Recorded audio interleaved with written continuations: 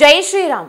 ನೀವು ನೋಡ್ತಾ ಇದ್ದೀರಾ ಟಿವಿ ವಿಕ್ರಮ. ನಾನು ಸೌಮ್ಯ ಸನಾತನಿ. ನಮ್ಮ ಟಿವಿ ವಿಕ್ರಮದ ಎಲ್ಲ ಕಾರ್ಯಕ್ರಮಗಳ ನೋಟಿಫಿಕೇಶನ್ ನಿಮಗೆ ಸಿಗಬೇಕಂತ ಹೇಳಿದ್ರೆ ನಮ್ಮ ಟಿವಿ ವಿಕ್ರಮ ಚಾನಲನ್ನು ಸಬ್ಸ್ಕ್ರೈಬ್ ಮಾಡಿ, ಹಾಗೆ ಬೆಲ್ ಬಟನ್ ಕ್ಲಿಕ್ ಮಾಡೋದನ್ನ ಖಂಡಿತ ಮರಿಬೇಡಿ. ಧರ್ಮಸ್ಥಳ ಪ್ರಕರಣದಲ್ಲಿ ಮಹತ್ವದ ಬೆಳವಣಿಗೆಯೊಂದು ದೆಹಲಿಯಲ್ಲಿ ನಡೆದಿದೆ. ಒಂದೆಡೆ SIT ತನಿಖೆ ಚುರುಕುಗೊಂಡಿದೆ.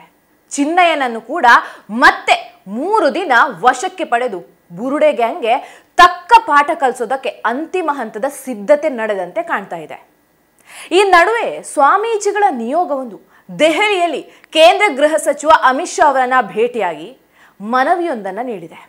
ಈ ಮೂಲಕ ಧರ್ಮಸ್ಥಳ ಪ್ರಕರಣಕ್ಕೆ ಅಮಿತ್ ಶಾ ಎಂಟ್ರಿ ಕೊಟ್ಟಂತಾಗಿದೆ. ಅದರ ಜೊತೆಗೆ ಸ್ವಾಮೀಜಿಗಳ ನಿಯೋಗಕ್ಕೆ ಅಮಿತ್ ಶಾ ಒಂದು ಅಭಯ ನೀಡಿದ್ದಾರೆ. ಈ ಬುರುಡೆ ಗ್ಯಾಂಗ್ಗೆ ಜೈಲೂಟ ಖಾಯಮಾದಂತೆ ಕಾಣ್ತಾ ಇದೆ. ವೀಕ್ಷಕರೇ, ಸತತ 12 ವರ್ಷಗಳಿಂದ ಮಹೇಶ್ ಶೆಟ್ಟಿ ತಿಮರೋಡಿ ಹಾಗೂ ಗಿರೀಶ್ ಮಟ್ಟಣ್ಣನವರ ತಂಡ ಶ್ರೀ ಕ್ಷೇತ್ರ ಧರ್ಮಸ್ಥಳದ ಮೇಲೆ ಮಾಡಿದಂಥ ಸುಳ್ಳು ಆರೋಪ, ಅವಮಾನದ ದಾಳಿಗಳು ಒಂದೆರಡಲ್ಲ. ಆದರೆ ಬೇಜಾರಿನ ಸಂಗತಿ ಏನಂದ್ರೆ, ಯಾವುದೇ ದಾಖಲೆಗಳೇ ಇಲ್ಲದೆ ಸುಳ್ಳು ಆರೋಪ ಮಾಡಿದ್ರು ಹಿಂದೂ ಸಮಾಜ ಸುಮ್ಮನೆ ಸಹಿಸ್ಕೊಳ್ತು. ಆದರೆ ಈಗ ಅಣ್ಣಪ್ಪ ಸ್ವಾಮಿ, ಮಂಜುನಾಥ ಸ್ವಾಮಿಯೇ ಬುರುಡೆ ಗ್ಯಾಂಗ್ ಬಂಡವಾಳವನ್ನ ಹೊರಗೆ ಎಳೆದಿದ್ದಾರೆ. ಈ ಮಧ್ಯದಲ್ಲಿ ಇದು NIA ತನಿಖೆ ಆಗಬೇಕು ಅಂತ ರಾಜ್ಯದಲ್ಲಿ ಬಿಜೆಪಿ ದೊಡ್ಡ ಹೋರಾಟ ಮಾಡ್ತಾ ಇದೆ. ಇತ್ತೀಚೆಗೆ ಧರ್ಮಸ್ಥಳದಲ್ಲಿ ದೊಡ್ಡ ಮಟ್ಟದ ಹೋರಾಟ ಮಾಡಿದ್ದಾರೆ. ದೆಹಲಿಯಲ್ಲಿ ನಡೆದಂತಹ ಬೆಳವಣಿಗೆಯಲ್ಲಿ ಕರ್ನಾಟಕ ಹಾಗೂ ರಾಜಸ್ಥಾನದ 8 ಸ್ವಾಮೀಜಿಗಳು ಹರಿಹರ ಪಂಚಮಸಾಲಿ ಪೀಠದ ವಚನಾನಂದ ಶ್ರೀಗಳ ನೇತೃತ್ವದಲ್ಲಿ ಕೇಂದ್ರ ಗೃಹ ಸಚಿವ ಅಮಿತ್ ಶಾರನ್ನ ಅವರ ಕಚೇರಿಯಲ್ಲಿ ಭೇಟಿಯಾಗ್ತಾರೆ. ಬರೋಬ್ಬರಿ 1 ತಾಸು ಸುದೀರ್ಘವಾಗಿ ಮಾತುಕತೆ ನಡೆಸಿದ್ದಾರೆ. ಇದೇ ವೇಳೆ ಕೇಂದ್ರ ಸಚಿವ ಪ್ರಹ್ಲಾದ್ ಜೋಶಿ, BL ಸಂತೋಷ್ ಕೂಡ ಇದ್ರು. ಈ ವೇಳೆ ಅಮಿತ್ ಶಾಗೆ ಸ್ವಾಮೀಜಿಗಳ ನಿಯೋಗ ಬುರುಡೆ ಗ್ಯಾಂಗ್ನ ಷಡ್ಯಂತರವನ್ನ ಎಳೆ ಎಳೆಯಾಗಿ ಬಿಚ್ಚಿಟ್ಟಿದೆ. 2 ವರ್ಷಗಳಿಂದ ಒಂದು ಗ್ಯಾಂಗ್ ಧರ್ಮಸ್ಥಳದ ವಿರುದ್ಧ ಷಡ್ಯಂತರ ನಡೆಸ್ಕೊಂಡೇ ಬಂದಿದೆ. ಮೊದಲಿನಿಂದಲೂ ಹಿಂದೂ ಧಾರ್ಮಿಕ ಕ್ಷೇತ್ರದ ಮೇಲೆ ಈ ಗ್ಯಾಂಗ್ ದಾಳಿ ಮಾಡ್ತಲೇ ಬಂದಿದೆ. ಹಿಂದೂಗಳು ದೇವಸ್ಥಾನಗಳಿಗೆ ಹೋಗಬಾರ್ದು ಅಂತ ಸಂಚು ನಡೆದಿದೆ. ಕರ್ನಾಟಕದಲ್ಲಿ ನಡೆದಂಥ ಪ್ರಕರಣಕ್ಕೆ ಷಡ್ಯಂತರ ಇರದಿದ್ರೆ ಅಲ್ ಜಜೀರಾ ಹೇಗೆ ವರದಿ ಮಾಡತ್ತೆ? ಪಾಕಿಸ್ತಾನದ ಕೆಲ ನ್ಯೂಸ್ಗಳು ಹೇಗೆ ವರದಿ ಮಾಡ್ತವೆ? ಈ ಬುರುಡೆ ಗ್ಯಾಂಗ್ಗೆ ಕೇರಳ ಸೇರಿ ಹೊರದೇಶದಿಂದಲೂ ಕೂಡ ಹಣದ ಹರಿವು ಬಂದಿರೋ ಅನುಮಾನ ಕೂಡ ಇದೆ. ಈ ಪ್ರಕರಣದಲ್ಲಿ ಮೇಲ್ನೋಟಕ್ಕೆ ಒಂದಿಬ್ಬರು ಸೂತ್ರಧಾರಿಗಳು ಅಂತ ಕಾಣಿಸ್ಕೊಂಡ್ರು ಕೂಡ ಅವರು ನಿಜವಾದ ಸೂತ್ರಧಾರಿಗಳು ಅಲ್ಲ ಅನ್ಸುತ್ತೆ. ಯಾವುದೋ ದೊಡ್ಡ ಗ್ಯಾಂಗ್ ಇದರಲ್ಲಿ ಪಾಲ್ಗೊಂಡ ಅನುಮಾನ ನಮಗೆ ಇದೆ. SIT ತನಿಖೆಯಲ್ಲೇ ಇವರ ಸುಳ್ಳಿನ ಸಂಚುಗಳು ಒಂದೊಂದೇ ಬಯಲಾಗ್ತಾ ಇದೆ. ಕರ್ನಾಟಕ ಸರ್ಕಾರವೇ ಎಡಪಂಥೀಯರ ಒತ್ತಡಕ್ಕೆ ಮಣಿದು SIT ರಚನೆ ಮಾಡಿದೆ ಹೀಗಂತ ಒಬ್ಬ ಸಚಿವರೇ ಹೇಳ್ಕೊಂಡಿದ್ದಾರೆ.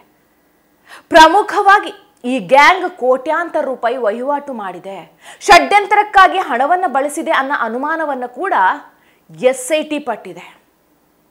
ಆದರೆ ಈ ತನಿಖೆ SIT ಇಂದ ಸಾಧ್ಯ ಆಗಲಿಲ್ಲ ಅನ್ಸುತ್ತೆ. ಹೀಗಾಗಿ NIAಗೆ ನೀಡಿದ್ರೆ ತುಂಬಾ ಒಳ್ಳೆಯದು ಅಂತ ಶ್ರೀಗಳು ಮನವಿ ಮಾಡ್ಕೊಂಡಿದ್ದಾರೆ. ಈಗ ಅಮಿತ್ ಶಾ ಅವರು ಮುಂದೇನ್ ಮಾಡ್ತಾರೆ, ಹೇಗೆ ಷಡ್ಯಂತ್ರದ ಗ್ಯಾಂಗಿಗೆ ಹಳ್ಳ ತೋಡ್ತಾರೆ ಅನ್ನೋ ಎಕ್ಸೈಟ್ಮೆಂಟ್ ಜಾಸ್ತಿ ಆಗಿದೆ. ಇದರ ಜೊತೆಗೆ ಶ್ರೀಗಳು ಇನ್ನೊಂದು ಪ್ರಮುಖ ಮನವಿ ಮಾಡಿದ್ರು. ಹಿಂದೂಗಳ ಧಾರ್ಮಿಕ ಕ್ಷೇತ್ರಗಳ ಮೇಲೆ ನಡೆದಂಥ ದಾಳಿ ಮೊದಲೇನಲ್ಲ. ಹೀಗಾಗಿ ಹಿಂದೂ ಧಾರ್ಮಿಕ ಕ್ಷೇತ್ರಗಳ ಅವಹೇಳನ ತಡೆಗೆ ಕಾನೂನು ತನ್ನಿ ಅಂತ ಮನವಿ ಮಾಡಿದ್ರು. ಅದರ ಜೊತೆಗೆ ಈ ಸೋಷಿಯಲ್ ಮೀಡಿಯಾ ಹಾವಳಿಗೂ ಕಡಿವಾಣ ಹಾಕಿ ಅಂತ ಮನವಿ ಮಾಡಿದ್ರು.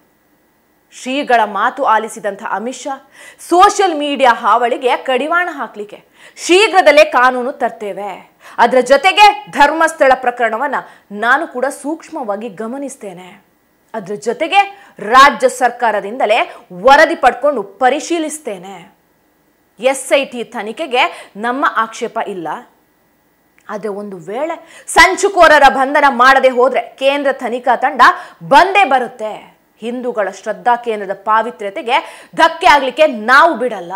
ಸೆಪ್ಟೆಂಬರ್ 8ಕ್ಕೆ ವೀರೇಂದ್ರ ಹೆಗ್ಡೆ ಅವರನ್ನೇ ಕರೆಸ್ಕೊಂಡು ಮಾತಾಡ್ತೀವಿ ಅಂತ ಕೂಡ ಹೇಳಿದ್ರಂತೆ ಅಮಿತ್ ಶಾ ಅವರು. ಮೋಟಾ ಭಾಯ್ ಈಗ ಧರ್ಮಸ್ಥಳದ ಕೇಸ್ ಬಗ್ಗೆ ಹೆಚ್ಚಿನ ಆಸಕ್ತಿ ತೋರಿಸಿದ್ದಾರೆ. ಅಂದ್ರೆ ಮುಂದೆ ಹೋರಾಟಗಾರರ ವೇಷ ತೊಟ್ಟಿರುವಂಥ ಕುತಂತ್ರಿಗಳಿಗೆ ಮಾರಿ ಹಬ್ಬ ಕಾದಿದೆ ಅಂತಾನೆ ಅರ್ಥ. ಧರ್ಮಸ್ಥಳ ಪ್ರಕರಣದಲ್ಲಿ ಈಗಾಗಲೇ ಅಖಾಡಕ್ಕೆ ಇಳಿದಿರುವಂತಹ ಜಾರಿ ನಿರ್ದೇಶನಾಲಯ ಬುರುಡೆ ಗ್ಯಾಂಗ್ನ ಹಣದ ಮೂಲ ಕೆದಕ್ತಾ ಇದೆ. ಇನ್ನು ಅಮಿತ್ ಶಾ ಹೇಳಿದಂತೆ ಕೆಲವೇ ದಿನಗಳಲ್ಲಿ ಇಡಿ ಎಂಟ್ರಿ ಕೊಟ್ರೆ ಬುರುಡೆ ಗ್ಯಾಂಗ್ಗೆ ಪರಪ್ಪನ ಅಗ್ರಹಾರವೇ ಖಾಯಮಾಗತ್ತೆ. ಧರ್ಮಸ್ಥಳ ಪ್ರಕರಣದಲ್ಲಿ ಮತ್ತೊಂದು ಬೆಳವಣಿಗೆ ಅಂದ್ರೆ ಯುನೈಟೆಡ್ ಮೀಡಿಯಾ ಯೂಟ್ಯೂಬರ್ ಅಭಿಷೇಕ್. ಈತನನ್ನ ಒಮ್ಮೆ ಸರಿಯಾಗಿ ನೋಡಿ ವೀಕ್ಷಕರೇ. ಈತ ನೋಡ್ಲಿಕ್ಕೆ ಓತಿ ಖ್ಯಾತನ ತರ ಇದ್ದಾನೆ. ಧರ್ಮಸ್ಥಳದಲ್ಲಿ ಈತ ಮಾಡಿದ ಕೆಲಸ ಮಾತ್ರ ಖತರ್ನಾಕ್. ಇದಕ್ಕಾಗಿ ಈಗ SIT ವಿಚಾರಣೆಯಲ್ಲಿ ಈತ ಬೆವತ್ತು ಹೋಗಿದ್ದಾನೆ. ಧರ್ಮಸ್ಥಳಕ್ಕೆ ಯಾರಾದ್ರೂ ಬಂದ್ರೆ ಡಿ ಗ್ಯಾಂಗ್ ಅಂತ ಇರುವ ಆಟೋಗಳನ್ನ ಹತ್ತಬೇಡಿ ಅಂತ ಹೇಳಿ ಒದೆ ತಿಂದವ ಈತ. ಈಗ ಬೆಳ್ತಂಗಡಿ SIT ಕಚೇರಿಯಲ್ಲಿ ಅಧಿಕಾರಿಗಳ ಒಂದೊಂದು ಪ್ರಶ್ನೆಗೂ ತಡಕಾಡ್ತಿದ್ದಾನೆ. ವೀಕ್ಷಕರೇ, ಈ ಪ್ರಕರಣದಲ್ಲಿ ಈತನದು ಎಂಥ ಸಂಚಿದೆ ಗೊತ್ತಾ? ಸುಜಾತ ಭಟ್ಗೆ ಅನನ್ಯ ಭಟ್ ಮಗಳೇ ಇಲ್ಲ ಅಂತ ಗೊತ್ತಿದ್ರು ಕೂಡ ಜಯಂತ್ ಟಿ ಜೊತೆಗೆ ಈತ ಸೇರ್ಕೊಂಡು ಗಿರೀಶ್ ಮಟ್ಟಣ್ಣನವರ ಸಮ್ಮುಖದಲ್ಲಿ ಅನನ್ಯ ಭಟ್ ಪಾತ್ರ ಸೃಷ್ಟಿ ಮಾಡ್ತಾನೆ. ಅದಾದ ಬಳಿಕ ಇವಂದೇ ಯೂಟ್ಯೂಬ್ ಚಾನಲಲ್ಲಿ ಸುಜಾತ ಭಟ್ ಮೊದಲ ಸಂದರ್ಶನ ನಡೆಸಿ ಕಣ್ಣೀರು ಹಾಕಿಸಿ ಜನರ ಕಣ್ಣಲ್ಲಿ ಸುಳ್ಳನ್ನೇ ಸತ್ಯ ಮಾಡ್ತಾನೆ. ಈಗ ಬಿಡಿ, ಸುಜಾತ ಭಟ್ ಎಲ್ಲ ಸತ್ಯ ಒಪ್ಕೊಂಡ್ರು, ನಾನು ಹೇಳಿದೆಲ್ಲವೂ ಸುಳ್ಳು ಅಂದಿದ್ದಾರೆ. 2 ದಿನದಿಂದ ಈ ಅಭಿಷೇಕ್ SIT ವಿಚಾರಣೆ ಎದುರಿಸ್ತಾ ಇದ್ದಾನೆ. ಯಾಕಯ್ಯ ಈ ಥರ ಎಲ್ಲ ಸುಳ್ಳು ಸುದ್ದಿ ಹಬ್ಬಿಸಿದೆ ಅಂತ ಅಧಿಕಾರಿಗಳು ಕೇಳಿದ್ರೆ ಏನು ಹೇಳಿರ್ಬೇಕು ಇವನು? ಸರ್, ಲೈಕ್ಸು ವ್ಯೂಸು ಬರ್ತಿದ್ವು, ಅದಕ್ಕೆ ಹೀಗೆಲ್ಲ ಮಾಡ್ದೆ ಅಂದ್ಬಿಡೋದ ರೀ? ಹಿಂದೂಗಳ ಪಾಲಿನ ಶ್ರದ್ಧಾ ಕೇಂದ್ರದ ಮೇಲೆ ಲೈಕ್ಸ್ ವ್ಯೂಸಿಗಾಗಿ ಶತಮಾನಗಳಿಂದ ನಂಬಿಕೊಂಡಿರುವಂತಹ ನಮ್ಮೆಲ್ಲರ ಭಾವನೆ ಜೊತೆ ಆಟ ಆಡ್ಬಿಟ್ಟಲ್ಲಪ್ಪ ನೀನು. ಹೀಗೆ ಲೈಕ್ಸ್ ವ್ಯೂಸ್ಗೋಸ್ಕರ ಅನ್ಯ ಧರ್ಮದ ಶ್ರದ್ಧಾ ಕೇಂದ್ರವನ್ನ ಟೀಕೆ ಮಾಡುವ ತಾಕತ್ತಿದೆಯಾ ನಿಂಗೆ? ಪಾಯಿಂಟ್ 11 ಇದನ್ನು ಕೂಡ ಈತನೇ ಚಿನ್ನಯ್ಯಗೆ ತೋರಿಸಿದ್ದನಂತೆ. ಬಂಗ್ಲೆಗುಡ್ಡ ಕಾರಿನಲ್ಲಿ ಈ ಅಭಿಷೇಕ್ ಹಾಗೂ ಜಯಂತ್ ಮೊದಲೇ ಸುತ್ತಾಟ ನಡೆಸಿದ್ರಂತೆ. ಅವಾಗ ಅಲ್ಲೊಂದು ಆತ್ಮಹತ್ಯೆ ಮಾಡಿಕೊಂಡಂತಹ ಮಾದರಿಯಲ್ಲಿ ಅಸ್ಥಿಪಂಜರ ಕಂಡಿತ್ತಂತೆ. ಅದನ್ನೇ ಈತ ಚಿನ್ನಯ್ಯಗೆ ಹೇಳಿ SIT ಅದನ್ನು ವಶಪಡಿಸ್ಕೊಳ್ತು. ಕೊನೆಗೆ ಅದು 6 ತಿಂಗಳ ಹಿಂದೆ ಅಷ್ಟೇ ಆತ್ಮಹತ್ಯೆ ಮಾಡಿಕೊಂಡ ಪುರುಷನ ಮೃತದೇಹ ಅನ್ನೋದು ಪತ್ತೆ ಆಯಿತು. ಇನ್ನೊಂದು ಹೇಳ್ತೀನಿ, ಅಭಿಷೇಕ್ನ ಸ್ನೇಹಿತ ಅಂತೆ ಮಂಡ್ಯ ಮೂಲದ ಯುವಕ ಸ್ಫೋಟಕ ಸತ್ಯವನ್ನ ಮಾಧ್ಯಮದ ಎದುರು ಹೇಳ್ಕೊಂಡಿದ್ದಾನೆ. ಸಮೀರ್ ವಿಡಿಯೋ ವೈರಲ್ ಹಿಂದೆ ಸಾಕಷ್ಟು ಫಂಡಿಂಗ್ ಇತ್ತಂತೆ. ಸಮೀರ್ ವಿಡಿಯೋ ಸುಮ್ಮನೆ ವೈರಲ್ ಆಗಲಿಲ್ಲ, ಅದ್ರ ಹಿಂದೆ 300-400 ಟ್ರೋಲ್ ಪೇಜ್, 50-60 ಕಂಟೆಂಟ್ ಕ್ರಿಯೇಟರ್ಸ್ ಇದ್ದಾರೆ. ಇವರೆಲ್ಲರಿಗೂ ದುಡ್ಡು ಕೊಟ್ಟಿದ್ದಾರೆ. ಇದೆಲ್ಲವೂ ಪ್ಲ್ಯಾಂಡ್ ಅಂತ ಇದೇ ಅಭಿ ಆತನ ಸ್ನೇಹಿತನೆದುರು ಹೇಳ್ಕೊಂಡಿದ್ದಂತೆ.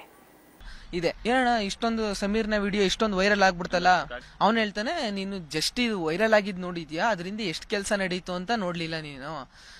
ಅದರಿಂದ 300-400 ಟ್ರೋಲ್ ಪೇಜು, 50-60 ಕಂಟೆಂಟ್ ಕ್ರಿಯೇಟರ್ಸು ಅದರಿಂದ ಕೆಲಸ ಮಾಡಿದ್ದಾರೆ. ಸೊ ಹೇಗೆ ವೈರಲ್ ಮಾಡಿಸೋದು, ಆ ವಿಡಿಯೋನ ಹೇಗೆ ರೀಚ್ ಮಾಡಿಸೋದು ಅಂತ ಕೆಲಸ ಮಾಡಿದ್ದಾರೆ. ಸುಮ್ನೆ ವೈರಲ್ ಆಗ್ಬಿಡ್ಲಿಲ್ಲ ಅಂತ.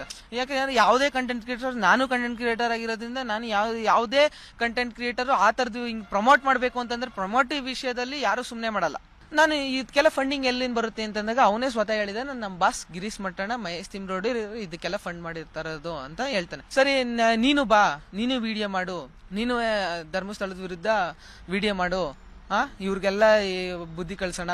ಇದೇ ನಮ್ಮ ಕಮ್ಯುನಿಟಿಯ ಯೂಟ್ಯೂಬರ್ ಒಬ್ಬ ಹುಡುಗ ನನಗೆ ಅಪ್ರೋಚ್ ಮಾಡ್ತಾನೆ, ನಿಮ್ಗೆ ದುಡ್ಡು ಕೊಡ್ತೀನಿ, ಬಂದು ವಿಡಿಯೋ ಮಾಡಿ ಅಂತ ಹೇಳ್ತಾನೆ. ಆ ಹುಡುಗ ಯಾರು ಅಲ್ಲ, ಅವನು ನೇಮ್ ಹೇಳಬಾರ್ದು ಅಂತ ಹೇಳಲ್ಲ ವಿಡಿಯೋದಲ್ಲಿ. ಆ ಹುಡುಗ ಯಾರು ಅಲ್ಲ, ಆ ಹುಡುಗ ಅಭಿನೇ. ಆ ಹುಡುಗ ಅವತ್ತು ಫಂಡಿಂಗ್ಗೆ ಅಪ್ರೋಚ್ ಮಾಡೋದು ಅಭಿನೇ, ನನಗೂ ಅಪ್ರೋಚ್ ಮಾಡಿರೋದು ಅಭಿನೇ. ನೀನು ನಿನ್ನ ಯೂಟ್ಯೂಬ್ನಲ್ಲಿ ವಿಡಿಯೋ ಮಾಡು, ದುಡ್ಡು ಕೊಡಿಸ್ತೇನೆ ಅಂದಿದ್ನಂತೆ ಈ ಓತಿಕ್ಯಾತ. ದಾಖಲೆಗಳೇ ಇಲ್ಲದ ಶ್ರೀ ಕ್ಷೇತ್ರದ ಷಡ್ಯಂತರದ ಭಾಗವಾಗಿ ಕೆಲಸ ಮಾಡಿದಂಥ ಅನಾಮಿಕನಂತೆ ಇಂಥವರನ್ನೆಲ್ಲ ಒದ್ದು ಒಳಗಾಗಬೇಕು ಅಂದಾಗ ಮಾತ್ರ ಇದು ಒಂದು ಪಾಠ ಆಗತ್ತೆ. ಇನ್ನು ಆ ಸಮೀರ್ ಅಲಿಯಾಸ್ ಮೊಹಮ್ಮದ್ ಸಮೀರ್, ಶೀಘ್ರದಲ್ಲೇ ಈತ ಕೂಡ SIT ಬಾಗಿಲು ಬಡಿತಾನೆ. ಧರ್ಮಸ್ಥಳದ ವಿರುದ್ಧ ದಂಗೆ ಹೇಳಿ ಅಂತ ಪುಂಗಿ ಊದಿದ್ನಲ್ವಾ, ಆ ಪ್ರಕರಣದಲ್ಲಿ ಬೆಳ್ತಂಗಡಿ ಪೊಲೀಸರು ಈತನ ಬೆಂಗಳೂರು ಮನೆ ಮೇಲೆ ರೇಡ್ ನಡೆಸಿದ್ರು. ಸುಮಾರು ಗಂಟೆ ಮಹಜರು ನಡೆಸಿ ಈತನ ಕ್ಯಾಮರಾ, ಹಾರ್ಡ್ ಡಿಸ್ಕ್, ಕಂಪ್ಯೂಟರ್ ಸೇರಿ ಹಲವು ವಸ್ತುಗಳನ್ನು ಜಪ್ತಿ ಮಾಡ್ತಾರೆ. ಇಂದು ದಾಳಿ ವೇಳೆ ಆತನ ಮನೆಯಲ್ಲಿ ಸಮೀರ್ ಅಷ್ಟೇ ಅಲ್ಲ, ಇನ್ನೊಬ್ಬ ಕುತಂತ್ರಿ ಗಿರೀಶ್ ಮಟ್ಟಣ್ಣನವರು ಕೂಡ ಇದ್ರು. ಇವರೆಲ್ಲರ ಷಡ್ಯಂತರ ನಾಡಿನ ಎದುರು ಬಯಲಾಗಿತ್ತು. ಶೀಘ್ರದಲ್ಲೇ ಬಂಧನ ಆಗೋದು ಖಚಿತ. ಒಂದೆಡೆ SIT ತನಿಖೆ ಕೂಡ ನಡೆದಿದೆ.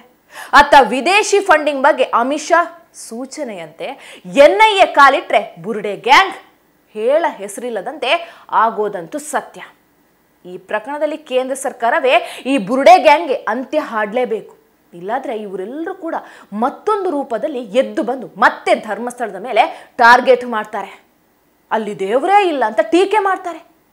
ಹೀಗಾಗಿ ಇವರೆಲ್ಲರಿಗೂ ಕಾನೂನಿನ ಮೂಲಕವೇ ಒಳ್ಳೆ ಪಾಠ ಕಲಿಸಬೇಕು.